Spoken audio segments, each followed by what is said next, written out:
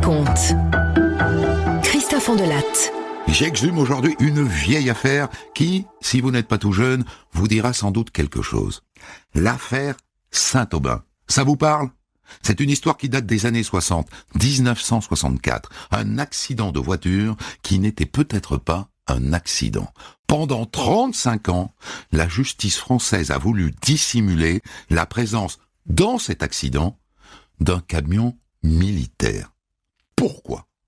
Pour écrire cette histoire, je me suis appuyé sur le livre de Denis Langlois, L'affaire Saint-Aubin, aux éditions de La Différence. Il sera là tout à l'heure pour le débrief.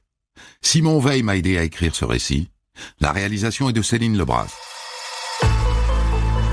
Europe 1, Christophe Ondelatte.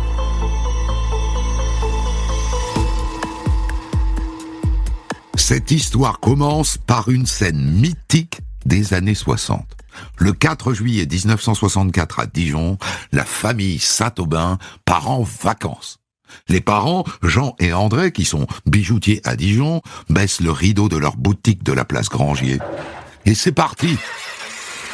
Direction Fréjus, le domaine du pain de la Lègue, où les Saint-Aubin ont acheté 2 parcelles pour installer leur caravane. C'est un camping de luxe, avec piscine, tennis, restaurant et même cinéma. Tout ça les attend au bout de la route. Mais les parents Saint-Aubin ne partent pas seuls.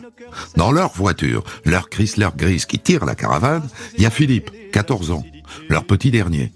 Et puis derrière, dans sa Volvo 122 Sport, il y a leur fils aîné Jean-Claude, 22 ans. Sa voiture est immatriculée en Suisse normale. En ce moment, il fait un stage d'agent commercial à Genève. Et à côté de lui, sur le siège passager, il y a Dominique. Une gamine de 16 ans, c'est la fille d'un pâtissier-confiseur de Dijon. Elle va rejoindre sa sœur au domaine du pain de la Lègue. Jean-Claude, lui, cette longue route vers le sud, ça ne l'effraie pas. Il est pilote de rallye. Et puis encore derrière, au volant d'une Opel, il y a l'autre fils des Saint-Aubin, François, 21 ans, qui fait des études de joaillerie à Genève, lui aussi. Vous remarquerez au passage qu'ils partent à 3 voitures. Alors qu'en se serrant un peu, ils auraient pu tenir dans une seule voiture. Mais ce sont les années 60. Les gamins ont voulu prendre chacun leur bagnole. Et peu importe s'il y a 3 voitures, ils vont cramer au moins 40 litres au 100 km. Ok, boomer, en route pour la Grande Bleue. Dijon, Lyon, Vienne, Valence, avec des arrêts pour faire le plein et d'autres pour manger, ils ont prévu de rouler toute la nuit. Et à cette heure-là, ils croient encore qu'ils roulent vers le bonheur.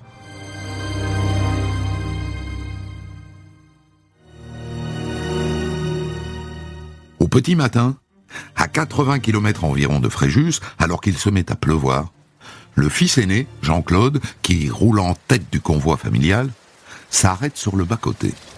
Son frère François, qui est juste derrière, s'arrête à sa hauteur. « Y a un problème, Jean-Claude ? » ? « Non. Tout va bien, continuez. Je vous suis. » Les parents Saint-Aubin et leur fils François arrivent donc les premiers au domaine vers 7h30 du matin. Ils installent la caravane. « Vas-y, recule. Un poil à gauche. Voilà, recule encore. Stop, c'est bon. » Et André, la mère, se met à préparer la table du petit déjeuner. Et vers 9h, arrive le gardien du domaine dans sa 2 chevaux. Il soulève sa vitre. Il est décomposé. « Votre fils, il a eu un accident pas très loin d'ici. La voiture est entrée dans un arbre et ils sont morts. Ils sont morts tous les 2. Jean-Claude est mort. Et la petite du pâtissier, Dominique aussi. Le père et son fils François filent illico à la gendarmerie de Fréjus. « Dites-moi, monsieur Saint-Aubin, vous avez une idée de la cause de l'accident ? Il était fatigué, votre fils ?»« Oui, on a roulé une bonne partie de la nuit, mais on a fait plusieurs pauses. Et la dernière, c'était une 20aine de kilomètres après Aix-en-Provence. Et Jean-Claude s'est arrêté ensuite pour se reposer. Il nous a dit d'y aller. C'est la dernière fois que je l'ai vu. » Et ensuite, ils vont le voir, à l'hôpital qui est juste en face. Le fils soutenant le père. Jean-Claude est là, sur un lit. On pourrait croire qu'il dort. Pas de blessure apparente, juste un pansement à la tempe droite. Et à côté, il y a la petite Dominique, le visage beaucoup plus marqué. Elle a une plaie béante au crâne et de multiples fractures. Forcément, elle était du côté de l'impact. Les obsèques de Jean-Claude Saint-Aubin et de la jeune Dominique Kédache ont lieu 3 jours plus tard à Dijon. Voilà, c'est un accident, c'est la faute à pas de chance. Sauf que François, le frère, n'y croit pas une minute. Enfin, c'est pas possible. Jean-Claude conduisait trop bien. Je dis que quelque chose l'a gêné. Un chien, je sais pas, un piéton, une voiture, c'est impossible qu'il ait quitté la route comme ça. Il faut voir absolument le rapport des gendarmes. 8 jours plus tard, les Saint-Aubin se procurent le fameux rapport d'accident de la gendarmerie auprès du tribunal. Et ils vont le lire tout de suite au café voisin. L'accident s'est produit vers 7 heures sur la route nationale 7 au lieu dit Les Esclapes, commune de Puget-sur-Argence, entre Le Muy et Fréjus, au kilomètre 93. Le conducteur circulait à vive allure en direction de Fréjus. Il a perdu le contrôle en franchissant un dos d'âne suivi d'un virage 80 mètres avant l'accident. Il est venu se jeter sur le flanc côté droit contre un platane bordant la chaussée à gauche dans le sens de la marche. Et ensuite, toute la famille va sur place. Normal. Ils veulent voir où Jean-Claude a trouvé la mort. Et donc ils vont au pied du platane. Et c'est le père qui, le premier, remarque que quelque chose ne colle pas. Mais enfin, le virage. Le virage, il est à plus de 80 mètres du platane. Alors il mesure plusieurs fois. Le virage qui suit ce dos d'âne est à près de 200 mètres du platane. Et encore virage. C'est une légère courbe. Et ce qui est bizarre, c'est qu'il n'y a pas de trace de freinage. Et ça, le frère François, il le remarque. Enfin, c'est pas possible, quoi. S'il avait dérapé, il aurait percuté l'arbre de face, ou je sais pas, avec le flanc gauche. Mais là, il fait un tête à queue, et il se retrouve pratiquement dans le sens contraire de la marche. Il s'est passé quelque chose. La voiture a heurté un obstacle. D'après le rapport, il y a un témoin de l'accident. Un certain Jean-Pierre Goursolas, qui allait au travail en mobilette. Il raconte qu'il s'est fait doubler 100 mètres avant le virage par une voiture immatriculée en Suisse qui roulait très vite, au moins 90 km/h au lieu des 50 km/h autorisés. Et qu'après, il a vu la voiture qui sautait, qui zigzaguait et qui s'est mise en travers avant de s'écraser contre le platane. Ce Jean-Pierre, les Saint-Aubin vont le voir. Eh bien, il m'a doublé, une centaine de mètres avant le virage. Et quand moi-même je suis sorti du virage, c'est là que j'ai vu la voiture écrasée contre l'arbre, quoi. Donc il n'a pas vu l'accident. Il est arrivé après. Mais pourquoi diable les gendarmes lui font-ils dire ce qu'il n'a pas vu? En attendant, c'est un accident. Et donc 10 jours plus tard, puisque c'est un accident, le procureur classe le dossier sans suite. Et là, les Saint-Aubin vont voir leur avocat. Eh bien, c'est extrêmement simple, hein. Nous n'avons qu'à porter plainte contre X pour homicide involontaire, voilà tout. Hein, ça va les obliger à ouvrir une enquête. La plainte est déposée le 4 août 1964 à Draguignan. Et une juge d'instruction, la juge Monique Mabelli, est désignée pour mener l'enquête. Et dans les jours qui suivent, miracle, les gendarmes trouvent 4 autres témoins de l'accident. D'abord un fermier, Paul Honorat, qui habite en contrebas de la Nationale. Il a entendu un sifflement de pneus. Il a vu derrière les arbustes une voiture raser le bord droit avant de retraverser la route en oblique. Et ensuite, il a entendu un choc terrible. Et puis, il y a Daniel Garcia, chef magasinier à Puget. Lui a un jardin à une 50aine de mètres de la route. Et il a entendu comme 2 coups de frein et un gros bruit métallique. C'est lui qui a appelé les gendarmes. Et puis, il y a un certain Gregorio Valero, un pépiniériste espagnol qui habite à 200 mètres du lieu de l'accident. Lui, il a entendu un bruit violent.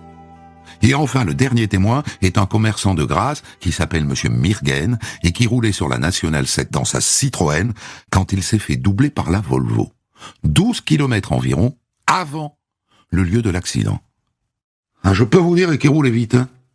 Et j'ai vu le conducteur commettre de graves fautes de conduite, hein. Passer de justesse entre 2 files de voitures, quoi. Et d'ailleurs, j'ai dit aux gens qui étaient avec moi dans la voiture, à cette vitesse-là, je crois qu'ils vont pas finir leurs vacances, hein. Pour Jean-Claude Saint-Aubin, la victime, c'est accablant. Il faisait le Fangio sur la Nationale 7, voilà tout. Pas surprenant non plus pour un pilote de rallye. Et donc la juge va rendre un non-lieu. Et puis c'est tout. Et je dois vous dire que les parents de la petite Dominique, les pâtissiers de Dijon, sont très en colère. Jean-Claude est responsable de la mort de leur fille. Et ça pour les Saint-Aubin, les bijoutiers, c'est la ligne rouge. Non, leur fils n'est pas un chauffard. Et ils vont le prouver. Quelques jours plus tard, les Saint-Aubin s'arrêtent pour prendre de l'essence à la station des Arènes, juste à l'entrée de Fréjus. Et la jeune femme qui leur sert l'essence, qui s'appelle Fernande, remarque qu'André Saint-Aubin est tout en noir. « Excusez-moi, vous êtes bien la mère du garçon qui s'est tué aux esclaves ?»« Oui. Eh bien, figurez-vous que la semaine dernière, j'ai assisté à un accrochage devant ma station essence, juste un peu de tôle froissée. Et j'ai dit devant un de mes clients, qui était un militaire, « Ah ben celui-là, il a eu plus de chance que le Suisse qui s'est écrasé contre l'arbre. » Et là, le militaire, eh bien, il a tout de suite réagi. Il m'a dit, « Ah non, pour le Suisse, ça s'est pas passé comme ça. En fait, c'était pas sa faute, il a juste voulu éviter une voiture qui doublait un camion militaire. » Voilà ce qu'il m'a dit. Les Saint-Aubin sont estomaqués. Et encore plus estomaqués quand une semaine plus tard, la même pompiste, la même Fernande, leur apporte des précisions. Celui qui m'a dit ça, c'est un adjudant. Il habite Puget-sur-Argent. Et lui, il tient cette histoire d'un harki, un Algérien qui a assisté à l'accident, lui. Et il lui a raconté que la voiture de votre fils avait été gênée par une 203 et un camion militaire. Et ce harki, madame, il y a moyen de le retrouver? L'adjudant m'a dit qu'il savait pas où il habitait, mais qu'il savait où il travaillait, dans une usine pas loin des Escapes, et qu'il logeait dans des baraquements près de chez lui. Mais d'après ce qu'il m'a dit, ce harki, il est reparti. Les Saint-Aubin filent tout droit chez leur avocat, lequel prévient la juge Mabelli. Mais la juge Mabelli est en vacances, et donc c'est le juge Minot qui la remplace. Un harki? Mais où voulez-vous que je trouve un harki? Enfin, il y en a des dizaines de milliers de harkis dans la région. Mais l'avocat des Saint-Aubin lui rétorque.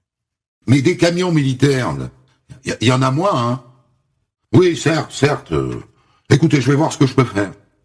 Finalement, les gendarmes retrouvent la trace du véhicule militaire qui est passé aux Esclapes le dimanche 5 juillet vers 7 heures du matin. C'est une camionnette Renault bâchée, numéro 468-075. Elle appartient au camp d'Essert, qui est cantonné à Puget-sur-Argence. Les gendarmes interrogent le conducteur, le soldat de première classe Toundi, qui est originaire du Niger, et qui était avec le caporal-chef Sangouan, qui lui est originaire de Haute-Volta. Il dit qu'il est passé sur les lieux de l'accident à 7h10. Et comme il y avait déjà des gens qui portaient secours aux victimes, il ne s'est pas arrêté. Et au retour non plus. Je me suis pas arrêté, forcément. Les gendarmes étaient déjà là. Déjà là? À 7h10? Sur le rapport des gendarmes eux-mêmes, il est écrit qu'ils sont arrivés sur place à 7h40. Ils pipotent, le première classe Toundi. Il pipote. Et d'ailleurs, il a dû gamberger parce que le 14 septembre, lui et son copain caporal-chef changent leur témoignage. En fait, je suis passé sur les lieux de l'accident vers 7h25. Et j'ai vu une voiture contre un arbre. Mais je me suis pas arrêté parce que, y avait plus personne sur les lieux, quoi. Et le copain répète la même histoire, mot pour mot. Ils mentent. Le carnet de bord du camion indique qu'ils sont rentrés au camp à 7h20. Et on vérifie, à 7h25, il y avait encore des gens sur place. Pourquoi mentent-ils? Quand elle rentre de vacances, tout ça en tout cas n'a pas l'air de beaucoup intéresser la juge Mabelli. Oui, écoutez, je verrai. Et des mois passent. Et puis finalement, la juge se résout à entendre les 2 militaires africains. Oh, dommage, le bataillon africain a été dissous. Et ils sont rentrés dans leur pays. C'est ballot. Mais il y avait 3 autres militaires à l'arrière du camion. Oh, zut, les archives du bataillon ont été détruites. On ne peut pas retrouver leurs traces. Bon, impossible d'aller plus loin alors. Le 12 mai 1965, la juge Mabelli signe une ordonnance de non-lieu. Il n'y a plus d'enquête. C'est fini. Mais les Saint-Aubin ne lâchent pas l'affaire. L'été suivant, ils reviennent en vacances sur leur terrain du Pin de la Lègue. Et la mère Saint-Aubin retourne voir la pompiste, laquelle, ça tombe bien, a revu son adjudant. J'ai son nom, ça y est. Il s'appelle Roger Henry. Et il m'a donné le nom du harki. Je l'ai noté sur un bout de papier, attendez. Il s'appelle Mohamed Moualkia. Il travaillait à la Sabac, l'usine de parpaing des Esclaves. Et maintenant, il est au Bousquet d'Orbe, dans l'Hérault. Vous devriez aller le voir, hein. Et dites bien à Moualkia que vous venez de la part de l'adjudant Henry. Ils vont le voir tout de suite. La trentaine, grand, mince, sec, en tenue de peintre, le béret sur la tête. Mon Dieu, madame, ton fils y est pour rien. Hein? Il pouvait pas passer. C'est le camion militaire qui l'a envoyé dans l'arbre. Et il y avait aussi une 203. C'est gravé dans ma tête tout ça. J'oublierai jamais tout ça. Et il accepte de témoigner devant un huissier de justice. Rendez-vous pris l'après-midi même, à 15h, chez maître Nevado à Lodève. Moi, j'allais travailler à la Sabac, et j'ai vu une camionnette militaire qui a heurté la voiture. Et la voiture, elle est allée dans l'arbre. Et il a vu une 203 noire passer juste après, sans s'arrêter. C'était une voiture qui avait la peinture blanche et rouge près de la plaque. Blanc, rouge et bleu, comme les voitures de l'armée. Le gars signe son témoignage sans hésiter. Et l'automne passe. Et le 9 décembre 1965, le procureur Paoli de Draguignan ordonne une nouvelle enquête pour vérifier la présence sur place de Moualkia, le jour de l'accident. Ce qu'il a vu, peu importe, on ne l'interroge même pas. On interroge surtout des témoins qui disent qu'ils ne l'ont pas vu sur place. Et comme par ailleurs, soyons honnêtes, sur les registres de son usine, la Sabac, il est écrit qu'il travaillait ce matin-là, de 5h du matin jusqu'à midi. Il n'a pas pu voir l'accident. Et donc le procureur en conclut qu'il a menti. Et il clôt son enquête. C'est troublant ça, hein? Le type dit qu'il a assisté à un accident, or à cette heure-là, il travaillait. Alors les Saint-Aubin vont à l'usine, ils demandent à voir le registre de pointage du personnel. Ou bien sûr, si ça peut vous rendre service, je vais vous le montrer. Tenez. De toute façon, les gendarmes sont déjà venus pour la même chose, hein. Les Saint-Aubin ouvrent le registre, et à la date du 5 juillet 1964, ils remarquent que le registre a été trafiqué, grossièrement trafiqué. Les heures d'arrivée et de départ de l'ouvrier Moualkia sont surchargées. Alors les Saint-Aubin font venir un huissier de justice qui, avec l'accord du patron, constate la bidouille. Ah, ça me paraît très clair, hein. Les chiffres ont été surchargés, hein. Sous le 5, il y a un autre chiffre, et pour le 7, c'est la même chose. Et là, le directeur de l'usine se penche sur le registre. Enfin, c'est incroyable. Mais qui a fait ça? En plus, c'est absurde, parce que le 5 juillet, c'était une image. Et il y a écrit qu'il a embauché à 5 heures. Mais le dimanche, l'usine, elle ouvre qu'à 9 heures. Et donc, Mohamed Moualkia n'est pas un menteur. 2 ans après l'accident, en juillet 1966, harcelé par les Saint-Aubin, le ministère de la Justice demande au procureur de relancer l'enquête. Et 1 mois plus tard, les gendarmes entendent Mohamed Moualkia, le harki, qui leur redit ce qu'il a déjà dit 1 an plus tôt à l'huissier de justice. Le camion militaire qui se déporte vers la gauche au moment où Jean-Claude le double, et la 203 noire qui suivait le camion et qui ne s'arrête pas. Mais dites-moi, monsieur Moualkia, pourquoi est-ce que vous-même, vous ne vous êtes pas arrêté? Ben parce que j'étais déjà en retard pour me rendre au travail. J'ai eu peur, quoi, j'ai pas réfléchi. Le procureur en conclut qu'il n'est pas crédible. Et il classe définitivement cette affaire le 18 novembre 1966. Et le père Saint-Aubin est tenté de dire bon, lâchons l'affaire. Mais la mère ne lâchera jamais. Un jour, un détective pousse la porte de la bijouterie. Il s'appelle Bouvet. C'est un ancien militaire, et une de ses clientes lui a parlé de l'affaire Saint-Aubin. Il vient simplement proposer ses services. Pour 1500 francs, ça vous va? 1500 francs? D'accord.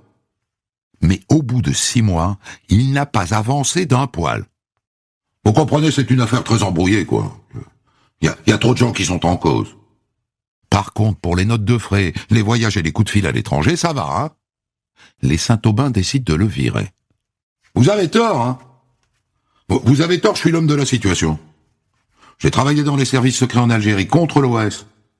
Et moi, je les connais bien, ces histoires de barbouze. De barbouze. À partir de là, le mot barbouze se met à trotter dans la tête des Saint-Aubin. Alors qu'est-ce que c'est qu'un barbouze en France en 1964? Eh bien, c'est quelqu'un qui fait la basse besogne du gaullisme, une sorte de service secret parallèle, chargé notamment de liquider les ennemis de l'indépendance de l'Algérie, les membres de l'OAS. Est-ce que ce jour-là, des barbouzes ne se sont pas tout simplement trompés de cible? Est-ce qu'ils n'ont pas pris Jean-Claude Saint-Aubin pour un membre de l'OAS à cause de sa voiture immatriculée en Suisse? Car il se trouve que 6 semaines après l'accident, le 15 août 64, un commando de l'OAS justement, venu de Suisse, a tenté de tuer le général de Gaulle au Mont Faron. Ils ont placé une bombe dans une jarre qui heureusement n'a pas explosé. Est-ce que des barbouzes n'étaient pas sur la trace de ce commando? Est-ce qu'ils n'ont pas liquidé Jean-Claude par erreur, à cause de sa voiture immatriculée en Suisse? Je sais, c'est une hypothèse un peu tirée par les cheveux, mais c'est une hypothèse. Et cette hypothèse, les Saint-Aubin décident de la rendre publique lors d'une conférence de presse en septembre 69. Et 5 jours plus tard, ils reçoivent une lettre d'un certain Jacques Bordier. C'est un ancien membre de l'OAS, il habite en Allemagne. Il leur donne rendez-vous dans un café de Munich. Et voilà ce qu'il leur chuchote. Celui qu'ils ont confondu avec votre fils. J'en suis presque sûr.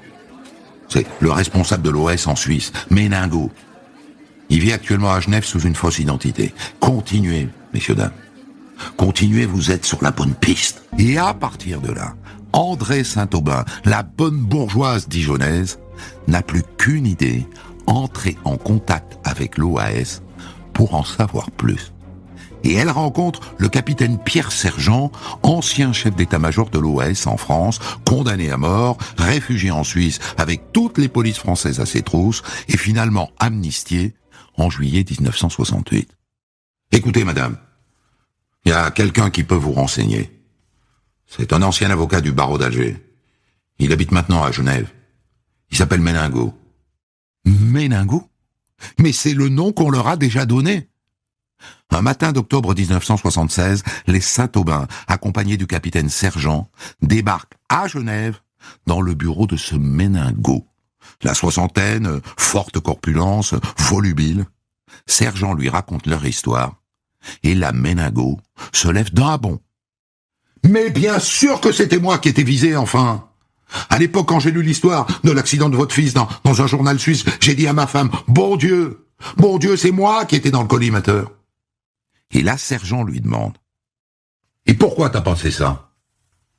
Je devais me rendre clandestinement sur la Côte d'Azur à cette date-là, hein? Et j'avais, comme le fils de ces messieurs-dames, une Volvo immatriculée en Suisse, à Genève, avec un numéro qui était très proche du sien. Depuis, il a changé de voiture. Mais sa Volvo était immatriculée GE 108 551.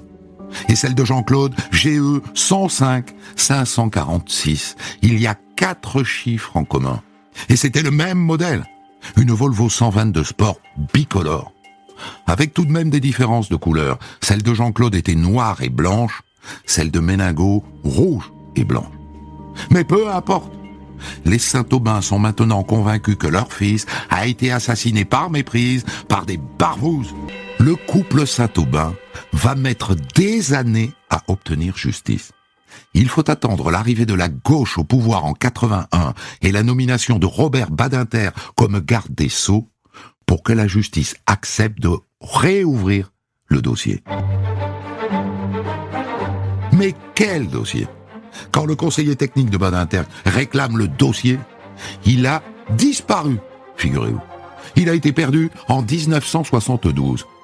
Alors il y a une copie du dossier, mais elle a disparu elle aussi, envolée. C'est ballot, hein. Qu'importe. Robert Badinter demande la réouverture de l'enquête. Il désigne 3 hauts magistrats. Il reconstitue le dossier. Et en 1985, il rend un rapport qui reconnaît la présence d'un camion militaire qui aurait malencontreusement provoqué l'accident. Rien de plus, hein. Ils ne retiennent pas l'hypothèse assez fumeuse, reconnaissons-le, d'un commando de Barbouze qui aurait confondu Jean-Claude avec un chef de l'OAS. Mais tout de même, quelle victoire pour les Saint-Aubin! Non, ils n'étaient pas fous. Oui, il y avait bien un camion militaire. Oui, Mohamed Moualkia a dit la vérité. Et le rapport va plus loin. Il critique la justice de l'époque. Il n'est pas facile de comprendre pourquoi de nombreux magistrats n'ont pas éprouvé la nécessité d'ordonner une expertise, une reconstitution ou au moins une confrontation entre Mohamed Moualkia et les autres témoins. Comment ont-ils pu juger sans connaître les lieux et sans vérifier la version de Moualkia? Donc, les Saint-Aubin sont des victimes dans ce dossier. Et s'ils sont victimes, alors on doit les indemniser. En septembre 1990, le ministère de la Justice reconnaît la responsabilité de l'État français dans le mauvais fonctionnement de la justice. Et il leur verse 500 000 francs. Et longtemps, en se couchant le soir, André Saint-Aubin se dira « Avec cet argent, est-ce qu'on n'a pas voulu acheter mon silence ?» Je peux vous dire que nous ne capitulerons jamais. Quoi qu'il arrive, notre vie depuis 20 ans, nous n'avons fait que crier vraiment cette vérité. Et quoi qu'il arrive, nous ne capitulerons jamais. La voix d'André Saint-Aubin enregistrée en 1988. Je vais débriefer cette histoire avec celui qui a écrit ce livre, l'affaire Saint-Aubin, paru aux éditions La Différence, Denis Langlois. Elle est toujours vivante, André Saint-Aubin? Non, elle est décédée en 2003. Elle s'est battue jusqu'au bout. Son mari est décédé d'ailleurs un petit peu avant, en 94. Mais elle s'est battue jusqu'au bout. Ah, jusqu'au bout, ça a été quelque chose d'intense. Il n'y aurait pas eu d'affaire Saint-Aubin sans Madame Saint-Aubin. Elle a lutté d'une façon déterminée, obstinée. Vous avez très bien dit qu'elle appartenait à la bonne société dijonnaise et elle s'est opposée à des institutions comme la gendarmerie, l'armée, la justice. Elle est devenue une contestatrice et elle a fait appel, comme vous l'avez dit, à la gauche lorsque François Mitterrand est devenu président de la République.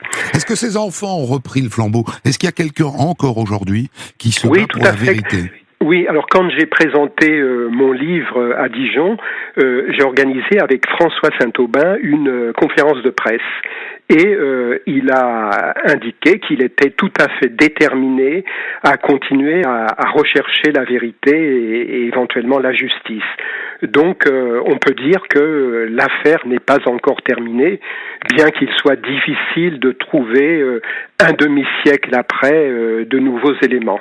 Est-ce qu'il y a des archives quelque part qui, lorsque le délai sera passé, qui est de 70 ans, je crois, permettront de connaître la vérité? Ou pas, à votre avis? C'est possible, mais le problème, c'est que le secret défense n'a pas été levé pour l'instant.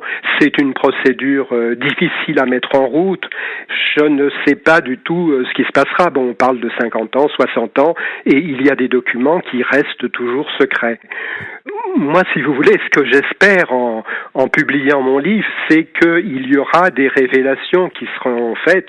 C'est une sorte de bouteille jetée à la mer. À la fin de leur vie, peut-être des gens qui savent décideront de libérer leur conscience.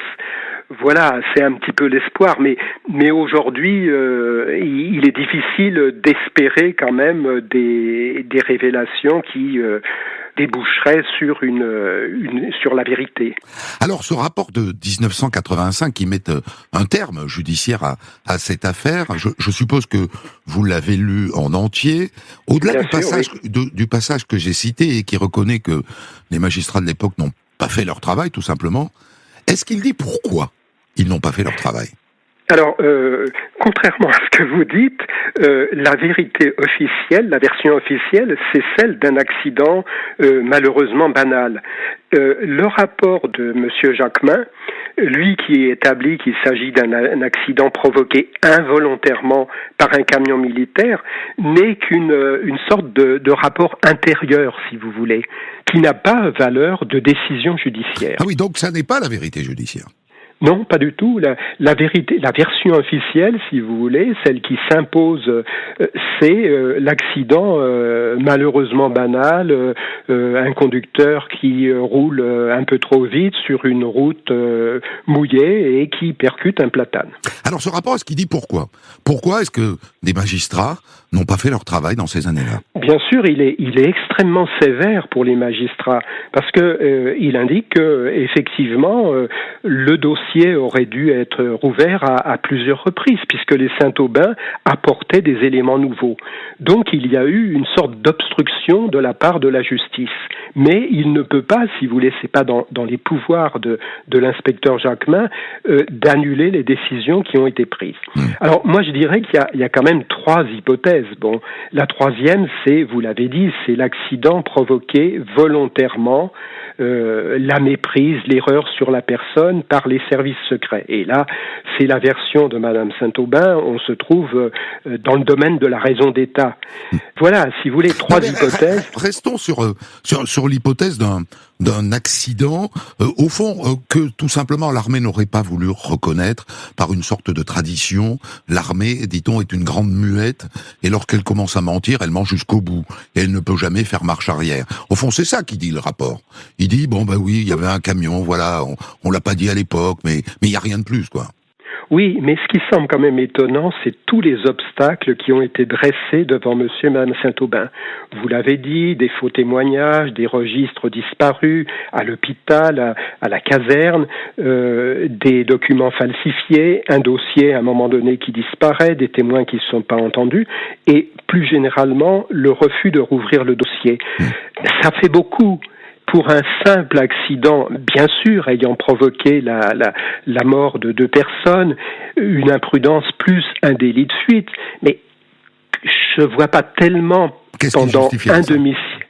Oui, pendant un demi-siècle, si vous voulez, l'armée couvrir ce genre de choses.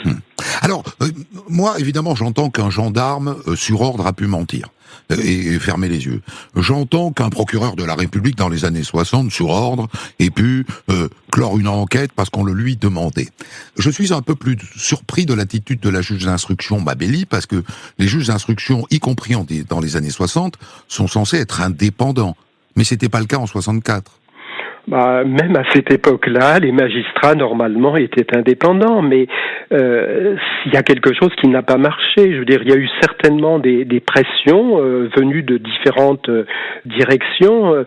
Pour moi, c'est difficile de comprendre ce qui s'est passé. Alors, bien sûr, j'ai tendance à considérer que la version de l'accident provoqué involontairement par un camion militaire correspond à la vérité. Mais comme je vous l'ai dit, je suis troublé par tous les obstacles qui ont été dressés devant monsieur et madame Saint-Aubin. Alors, qu'est-ce qui peut, par exemple, nous convaincre, vous convaincre, me convaincre que ce sont des barbouzes qui ont voulu liquider un cadre de l'OAS et qui, à cause d'une histoire de marque de voiture, au fond, se sont trompés de cible? Qu'est-ce qui peut nous convaincre que c'est ça la vérité? Non, je crois qu'il n'y a rien véritablement qui peut convaincre. Il y a quelque chose d'extrêmement flou, de secret. Parce que, bien évidemment, organiser un attentat dans ces conditions, c'est tout à fait aléatoire. Comment supposer que la voiture va percuter l'un des 3 arbres, l'un des 3 platanes qui se trouvent à cet endroit? Puis il peut y avoir des témoins. On se sert de soldats africains qui vont dans quelques jours repartir en Afrique. Bon, tout ça c'est très curieux, mais pourquoi effectivement tous ces obstacles, c'est quand même quelque chose d'exceptionnel cette affaire Saint-Aubin. Vous l'avez dit, il y a eu une sorte de marathon judiciaire, 10 procédures menées par monsieur et madame Saint-Aubin, 25 décisions de justice, une centaine de magistrats qui se sont successivement penchés sur ce dossier. Donc on se trouve en face de quelque chose d'exceptionnel. Et dans l'exceptionnel, effectivement, un accident provoqué volontairement peut se glisser. En tout cas, c'est dans cette version qu'on comprend le mieux que l'État n'ait jamais voulu qu'on sache. Au fond, c'est s'il y a complot que l'on comprend le combat de l'État pour que cette affaire ne sorte pas. Tout à fait, tout à fait. Et c'est ça qui est très suspect, qui a amené monsieur et madame Saint-Aubin et puis un certain nombre de gens qui se sont penchés sur l'affaire à penser que effectivement c'était peut-être une affaire couverte par la raison d'État. Je vous remercie beaucoup, Denis Langlois. Je rappelle le titre de votre livre publié aux éditions de La Différence, L'affaire Saint-Aubin. Et si quelqu'un qui nous écoute est capable d'apporter un témoignage supplémentaire dans ce dossier, bien entendu, on est preneur via les réseaux sociaux. Ça serait intéressant puisque tant de temps s'est passé, plus de 45 ans, de 55 ans dans cette affaire. Peut-être que les langues peuvent se délier.